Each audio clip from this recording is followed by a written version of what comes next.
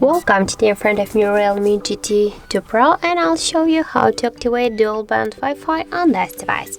So first we should go into the settings application, and after that click here to the Wi-Fi section.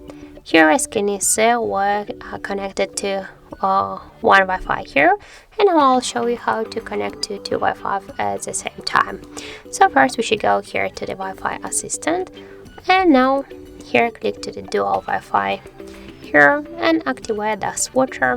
Now we should select the here, as can you see, we got our primary network, and we should select the secondary network. For example, that can be this network. Here you should enter the password. I'll do this out of screen. And now here click on the right upper corner to OK. Wait a second. And as can you see, our device successfully connected to this network. And now, as can you see, we have here two Wi-Fi icons. So that means that we are connected to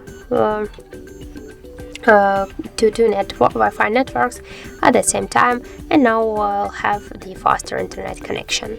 And also you can switch the secondary network just to another one if you add some here. So that's it. That's how it looks. Thank you for watching.